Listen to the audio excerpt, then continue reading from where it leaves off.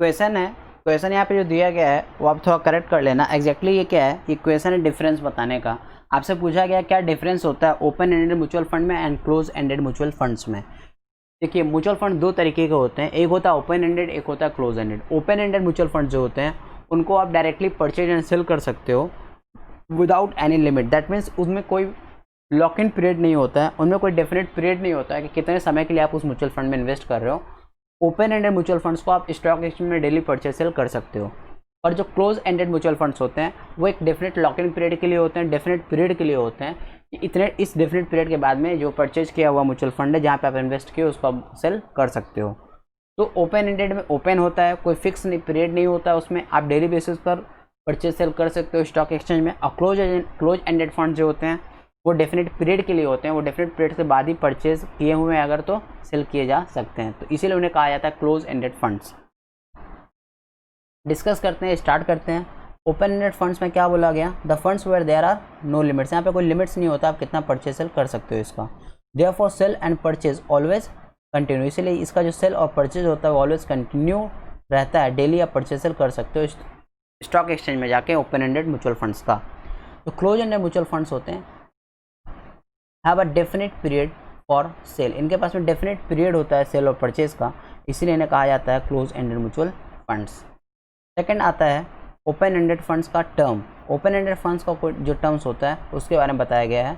Unit of this funds are hold and repurchased all throughout the year, that means इसका कोई term बोल के as such नहीं होता है, आप डेली बेसिस पे परचेज सेल कर सकते हो।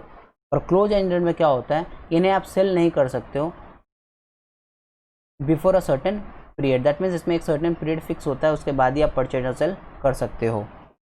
ओपन एंडेड फंड्स का एक स्कीम बोला गया कि ओपन एंडेड फंड्स के अंदर में एक म्यूचुअल फंड स्कीम का नाम बताओ, तो एक नाम है unit 64 scheme. Close ended funds के अंदर में ऐसा फंड पूछा गया है जो ये एग्जांपल इस एसेट फंड का, जो क्लोज एंडेड फंड होता है उसका एक एग्जांपल है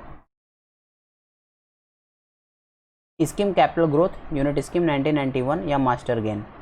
तो ये क्या अपने आप में क्लोज एंडेड फंड्स है, ये कुछ नाम बताए गए हैं ओपन एंडेड फंड्स को, क्लोज एंडेड फंड्स के example. Dividend, open ended funds में क्या होता है, dividend is dispersed among unit holders at the end of the year. Close ended funds में क्या होता है,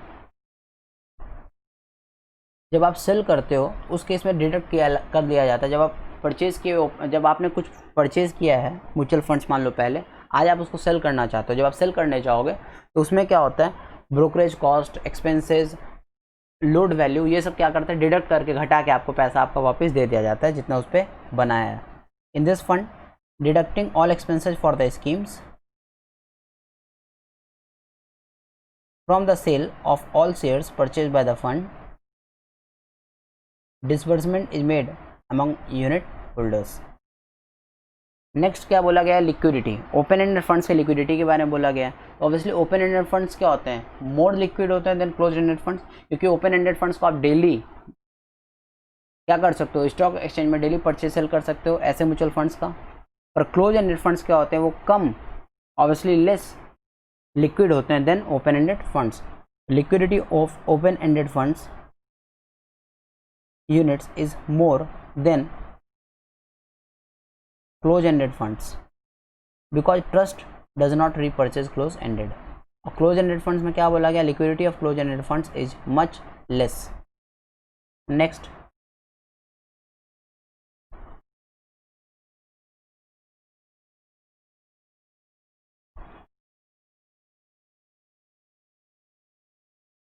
मैनेजमेंट के बारे में क्या बोला गया कि managers of open-ended funds have to be more mobile because when NAV of funds begin to be reduced, rate of payment of units will increase।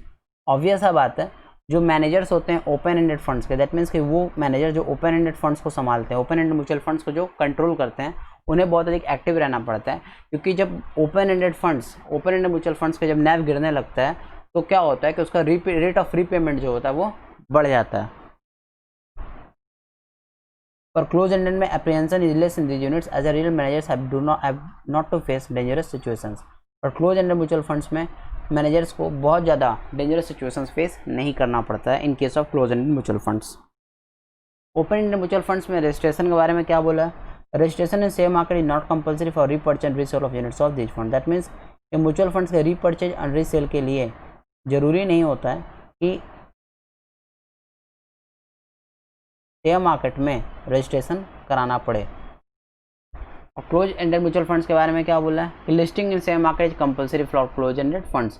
Close ended funds के लिए नेसेसरी होता है कि वो शेयर मार्केट में listing अपना करवाएं। There is no scope for of repurchase and sale of units of this funds without registration. और क्लोज एंडेड म्यूचुअल फंड जो होते हैं उनका मार्केट में शेयर मार्केट में रजिस्ट्रेशन करवाए बिना, स्टॉक एक्सचेंज में लिस्टिंग करवाए बिना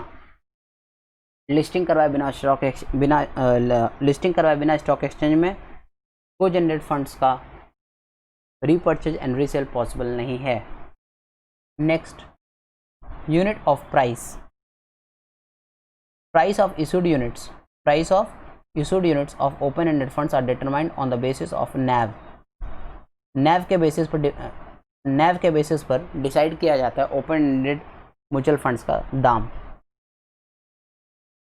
और क्लोज-एंडेड म्यूचुअल फंड्स का दाम डिसाइड किया जाता है on the basis of demand and supply in the market. तो ये रहा आपका डिफरेंस ओपन-एंडेड म्यूचुअल फंड्स और क्लोज-एंडेड म्यूचुअल फंड्स का डिफरेंस। ये रहा, ये आपके 8 पॉइंट्स थे।